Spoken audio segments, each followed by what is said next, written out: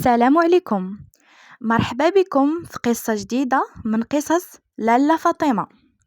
القصة ديال اليوم كتقول: أنا بسمة، في عمري 24 سنة، كنسكن مع ماما وختي وخويا الصغير.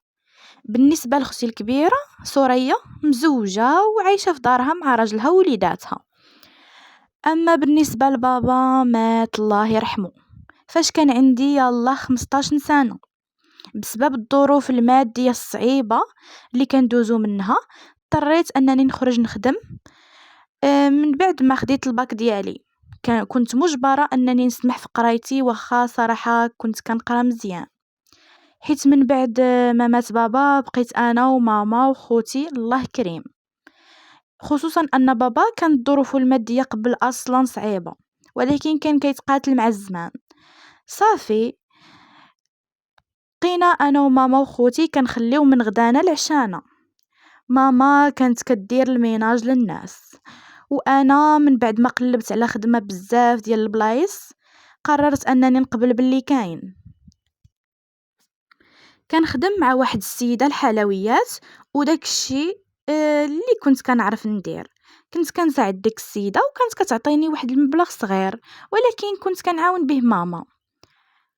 اما خوتي الصغار كانوا مازال كيكملوا قرايتهم. صافي كيف ديما اختي سوريا اللي مزوجه جات عندنا واحد النهار كيف عادتها هي وليداتها، وقالت لينا: سمعت باللي عمتي عائشه جايه من المانيا. الصراحه انا فرحت بزاف، حيت عمتي كانت واخا هكاك حنينه فينا، وهي اللي بقات لينا من ريحه بابا. فرحنا بزاف المجيه ديالها. صافي ماما قالت نوجد شويه ديال الحلويات وداك الشيء. واخا حنا ناس على قد الحال، ولكن كنكبروا بالضيف بداك الشيء اللي قدينا عليه. كنحاولوا نصنعوا الفرحه باشياء بسيطه، وكنحاولوا نكبروا بالضيف ديالنا واخا حنا على قد الحال. صافي وصل النهار المعهود، عمتي جات من المانيا هي وولدها امين.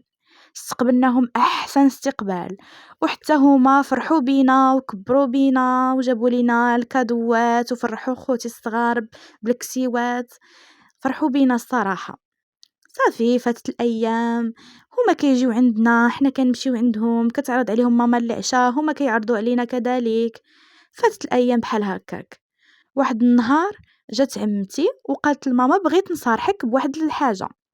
ولدي امين عجباتو بسمه بزاف، وحتى انا عزيزه عليا، وما نلقاش حسن منها عروسه لولدي، خصوصا انها بنت خويا وعزيزه عليا، و...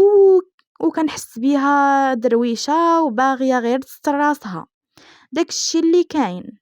صافي وهذه فرصة حتى البسمة تغير الوضعية ديالها وتكمل قرايتها، وانا غادي ندعمها على برا باش تبقى تعاونكم وتوصل حتى هي لداك الشيء اللي باغياتو، باش حتى خويا يكون فرحان مني.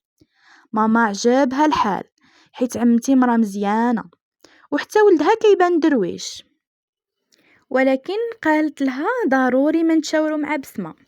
صافي ماما قالتها لي، وانا الصراحه كنت شويه متردده، حيت باقي ما كنعرفوش مزيان، ما كنعرفش العقليه ديالو، حيت هما ما كانوش كيجيو بزاف. ولكن ماما واختي سوريا بقاو كيشجعوا فيا وكيقولوا لي انه كيبان شخص مزيان، وعمتي كذلك غادي تهلا فيا، واصلا ما نلقاش حسن من عمتي عجوزه. صافي داكشي اللي داكشي اللي خلاني نوافق. بقاو مصرين ليا حتى خلاوني نبدل الفكره ديالي ونوافق بسرعه. انا كنت حشوميه بزاف صراحه، حيت هذيك كانت اول علاقه عندي، اول مره نهضر مع شي دري. صافي كان هو امين. كنت متوتره، ولكن هو قال لي ما كاين لاش تخافي، وتعامل معايا بشكل زوين بزاف اللي خلاني نحس باللي كنعرفو من زمان. درنا الخطوبه وصافي دغيا دزنا للعقد، حيت هما ما كانش عندهم الوقت بزاف في المغرب، كان ضروري خاصهم يرجعوا لألمانيا. داكشي علاش درنا الخطوبه والعقد بالزربه. صافي جا دا معاه العقد وصايب ليا الوراق. من بعد في الصيف درت العرس دغيا دغيا، كلشي داز بالزربه. مشيت لألمانيا، التحقت بالزوج ديالي وبعمتي اللي هي ام الزوج ديالي. عشت مع عمتي وراجلي، هما كانوا كيعيشوا غير هما بزوج، حيت عمتي كان عندها غير هداك الولد وحتى هي راجلها مات الله يرحمه. كان كلشي بخير. ولد عمتي اللي هو راجلي حتى هو كان باقي كيقرا وكان كيخدم مره صافي دخلني معاه لنفس الجامعه، حيت عمتي قالت له حنا وعدناها نشجعوها باش تكمل قرايتها، حيت ما قدرتش تكملها في المغرب. صافي سجلها معاك في الجامعه وبقات كتمشي تقرا انت وياها. صراحه ما كانتش كتقول لي كاع ديري شي حاجه في الدار، كانت كتقول لي قابلي غير قرايتك وصافي وخلي داكشي عليا انا. صراحه عمتي تعاملت معايا تعامل زوين بزاف، بقينا كنقراو وكان كيساعدني في قرايتي، خصوصا انني كنت يلاه مبتدئه وكنت يلاه جايه وكلشي غريب عليا. هو كان السند ديالي، كان كيساعدني في القرايه وكنا فرحانين بزاف. حتى النهار اللي جات فيه جوليا، هنا غادي تقلب الاحداث. كنت كنشوف امين كيهضر معاها وانا ما كنتش فاهمه اش كيقولوا، حيت هما كيهضروا بالالمانيه. جوليا هي المانيه الاصل. كانوا كيدابزوا وهو ما كيبغيش يشرح لي، ما كيبغيش يشرح لي اشنو كيقولوا، غير كيقول لي نفس الهضره غير على القرايه وصافي وكيسد الموضوع وما كيبغينيش نبقى نسولو بزاف. من بعد رجع راجلي كيتهرب مني وديما كيكون جالس معاها. صافي بحال الا كانوا مدابزين وتصالحوا، رجعوا كيجلسوا مع بعضياتهم وانا كاع ما دايرين ليش اعتبار. خصوصا انه هو كان كيتعامل معايا بطريقه زوينه، هادشي خلاني نتصدم. ما بين لينا والنهار ملي جات جوليا القاوريه كلشي تقلب. ملي قلت ليه بركه صافي من هادشي، راه الوضع ما عجبنيش وانا راني مراتك وهادشي ماشي مزيان ليا وانت كتقلل من الاحترام ديالي. قال لي عجبك الحال مزيان، ما عجبكش الحال رجعي منين جيتي. وما بقاش كاع كيرضى يتمشى معايا ولا يديني معاه. كنت كنشد غير الطوبيس وكنمشي للجامعه. انا الصراحه ما تحملتش الوضع وجاني صعيب بزاف، ولكن ما كان عندي ما ندير. قلت قلت اجي نقولها لعمتي على وعسى دير شي حاجه، واخا كنت مخبيه عليها في الاول حيت كيحسبت ليا ما فراسهاش، ولكن قلتها ليها. وديك الساعه هي تجاوبني قالت لي الصدمه ديال حياتي. قالت لي راه ماشي ساهل على امين ينسى العشره ديال 6 سنين، راه هو وجوليا في علاقه هذه 6 سنين دابا، خاصك تصبري حتى يهديه الله. صراحه انا تصدمت بزاف في عمتي، حيت هي واخا عرفاتو في علاقه قبل هذه 6 سنين ولكن جات وطلباتني ليه. كان عليها تخليه حتى ينساها ولا صافي حتى ما عرفتش صراحه. ما عجبتنيش هضرتها وضراتني في خاطري بزاف وبكيت بزاف. واخا حنا ناس بساطة ولكن كرامتنا اغلى ما عندنا ومستحيل نفرطوا فيها على قبل شي حاجة. انا كانت عندي كرامة، هذاك الشيء اللي ما كانش كيحس به امين. كان ديما كيعاملني بحال شي حيوان، كان كيتجاهلني وكيشوفني نبكي وما كيديهاش فيا. صافي من بعد ما صبرت بزاف قررت انني نقول هادشي لماما ولختي سوريا، حيت ما كان عندي حتى حل واحد اخر. واخا في الاول كنت كنتفادى انني نخبرهم باش ما نجرحهمش وباش ما يتشطنوش عليا، ولكن الهضره اللي كتقولها عمتي حتى هما كيقولوها. ماما واختي كيقولوا لي صبري صبري راه غادي يتبدل، راه كلشي غادي يولي مزيان. ولكن انا ما كانش عندي الصراحه القوه لهذا الشيء، حيت صعيب بزاف انك تحملي شي واحد يهينك بديك الطريقه. كان ديما كيبقى فيا الحال وكنحس راسي ما عندي حتى حد في الغربه، وكنت كنحس براسي ما عندي حتى حد في هاد الدنيا اللي يوقف معايا ويساندني. وكنت ديما كنقول كان بابا ما كانش غادي يطرى ليا هاد الشيء. حتى من جوليا ما كانتش عارفه بلي انا مرات امين، كيحسب ليها انا غير بنت خالو. هاد الشيء اللي شرحاتو ليا صاحبتي جديده اميمه من بعد ما سمعته كيدوي مع جوليا. قال ليها من بعد ما سمعت امين كيدوي مع جوليا قال ليها راها غير بنت خالي وراها عايشه معانا وصافي. صافي داكشي اللي شرحته ليا صاحبتي جديده اميمه اللي تعرفت عليها في الجامعه. كنت كنبقى فيها بزاف وكانت ديما كتدعمني وكتقويني. صراحة فرحت بزاف بالوجود ديال أميمة، حيت كنت كنتشكى عليها وكنت دايرتها سند ديالي. بكيت حتى عييت وحاولت مع راجلي بزاف، كانت كتشجعني نحاول معاه ونحاول نرجعو للطريق. حاولت معاه بشتى الطرق، ولكن هو فمو غير جوليا جوليا جوليا. صافي كيف كيقولوا، حتى انا حطيت السلاح واستسلمت للامر الواقع. بقيت مقابله غير القرايه وحلفت حتى نغير الوضعيه، وهذا الشيء بالمساعده ديال صاحبتي اميمه. قررت انني نطلق حيت لقيت خدمه في وقت الفراغ. ساعدتني اميمه باش نلقى خدمه، وصافي قلت غادي نكري ونخدم على راسي، ما كاين علاش نعيش في الدل. منها نعاون ماما ومنها حتى نفسيتي ترتاح ونبعد على المشاكل ديال امين وجوليا. داكشي اللي كان. قلت لراجلي انا باغيه نطلق. صراحه هو رحب بالفكره، بحال الا قلت ليه شي خبار زوين بزاف وعجبو الحال.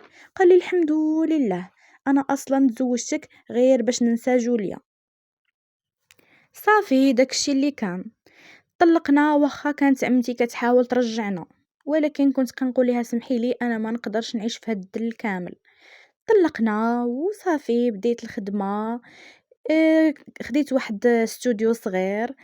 صافي كان كل شيء صعيب في الاول، حيت انا كنت صغيره وكنت بوحدي في ديك البلاصه. كانت المساند ديالي من بعد الله هي صاحبتي اميمه. صافي العزيمه اللي كانت عندي، كنت مصره انني نوصل.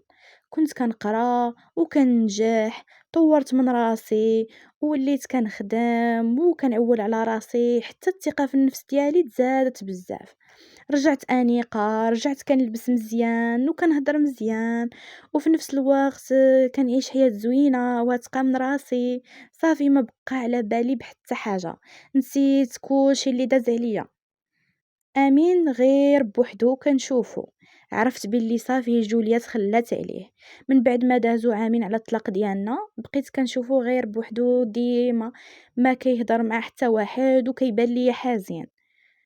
المهم واحد النهار كنت كنتمشى في الجامعة باش نمشي ناخد الشهادة ديالي.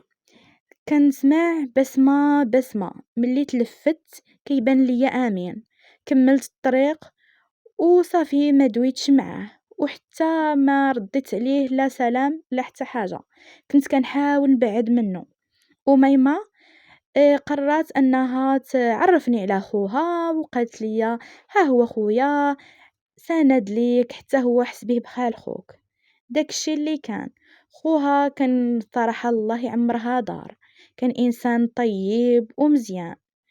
صافي واحد النهار صرحتني أميمة باللي هي عرفتني على خوها على أساس الزواج. أنس أنس هو خو أميمة. قالت لي أشنو بالك فيه، راك عجبتيه وجيتيه بنت الناس ودرويشة، خصوصا من بعد ما عاودتلو على داك الشي اللي داز عليك وعلى الإصرار ديالك والعزيمة ديالك. عجبتيه بزاف. الصراحة أنا رفضت نهائيا نعاود الزواج بسبب الخوف اللي خلاتو فيا التجربة الأولى ديال الزواج اللي كانت فاشلة بكل مقاييس. ولكن أنس كان عنده رأي آخر، كان مصر أنه يبدل لي رأيي في الزواج، حيت كان كيقول لي الناس ماشي بحال بحال، خدي وقتك وفكري، ولكن ما تحكميش عليا من دابا. خدي وقتك وغادي تعرفي باللي ماشي كاع الرجال كيف كيف، والله تعالى يقدر يجازيك على الصبر ديالك بيا. صافي داكشي اللي كان. بعد ما دازو 6 شهور من المحاولات والإقناع، ومايمة كتقنع فيا وحتى أنس كيقنع فيا، وحتى ماما نفس الحاجة، واختي سوريا اللي دائما عندهم نفس الرأي. فعلا قنعوني. صافي قررت أنني نوافق ونعطي فرصة لأنس. صافي وافقت على زواجي منه ومشيت كنعرض على عمتي وبغيتها تكون حاضره معايا واخا كاع داكشي اللي داز. ولكن عمتي كان عندها راي اخر، كانت كتحاول تمنعني وقالت لي رجعي لامين، راه ما غتلقايش حسن منه وراه نادم، وكانت كتحاول تصالحني انا وامين من بعد داكشي كامل اللي داز. ولكن انا كان صافي سديت هذاك الباب، صافي قررت نبدا حياة جديده ومستحيل نرجع لامين واخا ما نتزوجش بانس. ولكن أنس بدل ليا النظرة ديالي بزاف في الحياة، كان هو العوض الجميل من عند الله. شجعني في قرايتي وقال لي غادي نساعدك حتى غادي تخدمي الخدمة اللي كتمنايها، وغادي نعيشو حياة كيف ما تمنيتي ان شاء الله، وغادي نكون الاب والاخ والسند بالنسبة ليك. صراحة داكشي اللي كان صافي تزوجنا ودازت ايام زوينه بزاف. رزقنا الله بزوج ديال الوليدات، ادم الكبير وريم الصغيره. كنا فرحانين بزاف، الحمد لله. حياتنا كانت مستقرة بزاف، حتى عائلة انس ما شفت منهم غير الخير. وكنت كنجي للمغرب وكنولي نطلع لألمانيا، وكنت فرحانة بزاف بالعوض ديال الله. والله سبحانه رزقني بالزوج الصالح بعد الصبر والمعاناة اللي دوزتها. كنت عارفة بلي غادي يجي واحد النهار وغادي يعوضني الله. كل حاجة كتجي في وقتها، غير خاصنا نصبروا وحنا كنستعجلوا الامور. الصبر هو المفتاح ديال الفرج. الله يفرجها علينا وعليكم كاملين. هذه هي كانت القصة ديال اليوم، قصة بسمة وامين. صافي النهاية نتمنى انها تكون عجباتكم، وشكرا حيت بقيتوا معايا حتى التالي ديال الفيديو. اشتركوا في القناة باش يوصلكم الجديد، ومازال كاينين قصص لي زوينين بزاف. شكرا وبسلامة، تهلاو فراسكم.